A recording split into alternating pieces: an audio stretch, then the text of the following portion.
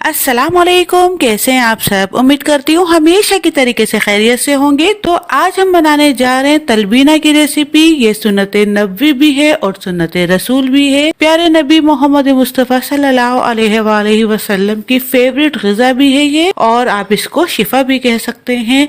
इसके बेहद बेशुमार फ़वाइद है। अगर आप इसको सुन्नत समझ के खाएंगे तो इसका सवाब भी है और इसके फ़वाइद भी बेशुमार आपको मिलेंगे। जो लोग बहुत ज्यादा कमजोर हैं, या कैल्शियम की कमी है, या जिस्म बहुत ज्यादा कमजोर है, हड्डियों में ताकत नहीं है, हड्डियां बहुत कमजोर हैं, या जो लोग अभी अभी बीमारी से उठे हैं और उनको जल्द सेहतयाब होना है, तो तलबीना जरूर खाइए। कमजोर जिस्म वालों के लिए बेहद फायदेमंद है और बहुत जल्द सेहतयाबी के लिए भी बेहद उम्दा है।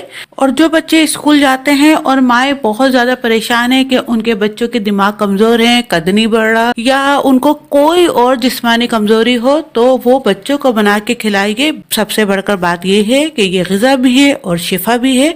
तो चलिए फिर इस जबरदस्त सी रेसिपी को शुरू करते हैं। देखते हैं तलबीना बनाने के लिए हमें किन किन चीजों की जरूरत पड़ेगी। बिस्मिल्लाहिर्रहमानिर्रहीम। सबसे पहले हम कढ़ाई के अंदर पानी को बॉयल कर लेंगे। यहाँ पर हम 4 कप के बराबर पानी डाल रहे हैं। अब पानी को हमने बहुत अच्छी तरीके से बॉईल कर लेना है, उबाल लेना है। या आप देख सकते हैं पानी में अच्छे से उबाल आ चुका है। यहाँ पर हमने 1 कप के बराबर जौ का दलिया लिया है। आप चाहें तो साबुत जौ भी ले सकते हैं, लेकिन उसके अंदर थोड़ा सा टाइम लगेगा। पहले आपको उसको भिगोना पड़ेगा, फिर उसके बाद आपने इसमें शामिल करना है। लेकिन यहाँ पर हमने जौ का दलिया लिया है, इसलिए हमने उनको अच्छे से धोने के बाद वॉश करके इसके अंदर शामिल कर दिया। अब हमने इसको मुसलसल इसी तरीके से चमचा चलाते हुए पकाना है कि जब तक इसके अंदर से उबाल ना आ जाए। जब अच्छे तरीके से इसके अंदर उबाल आ जाएगा तो फिर हम इसको कवर करके पकने के लिए रख देंगे। या आप देख सकते हैं इसमें बहुत अच्छी तरीके से बॉयल आ चुका है और चमचा हमने मुसलसल इसी तरीके से कंटिन्यू चलाया है। अब हम इसे कवर करके पकने के लिए रख देंगे तकरीबन आधे घंटे के लिए, यानी कि 30 मिनट के लिए इसको हम लो गैस पे अच्छे से पकाएंगे। या आप देख लीजिए गैस बिल्कुल इतना हल्का सा होना चाहिए और आधे घंटे में हमारा जो दलिया है वो पक के तैयार हो जाएगा। अभी अच्छे से पक चुका है और आप देख सकते हैं पानी भी इसका खुशक हो चुका है। अब आधा इसमें से हम निकाल लेंगे और उसको हम सेव करके रख देंगे। बाद में हमें कभी तलबीना बनाना होगा तो हम इसको यूज कर लेंगे। और आधे का हम इस वक्त तलबीना बना रहे हैं। जल्दी से फटाफट से अगर आपने काम करना है तो आप थोड़ा सा ज्यादा बना लीजिए और आपने पकाने के बाद इसको रख दीजिए, ये खराब नहीं होता और बाकी का जो है आप उसको यूज कर सकते हैं। ये हमने आधा निकाल लिया, इसको हम रख लेते हैं। अब इसके अंदर हम 1.5 गिलास के बराबर दूध शामिल करें। दूध को हमने अच्छे से बॉईल कर लिया। ½ लीटर यानी कि आधा किलो यहाँ पर हमारे पास दूध है, ये हमने डाल दिया। अब हम इसे 3 से 4 मिनट दूध के अंदर अच्छे से पकाएंगे। ये आप देख लीजिए ये बहुत अच्छे से पक चुका है। अब इसके अंदर 1 चमचा केवड़ा वाटर शामिल कर रहे हैं। ये खुशबू के लिए है, अगर आप नहीं डालना चाहें तो आप स्किप कर सकते हैं।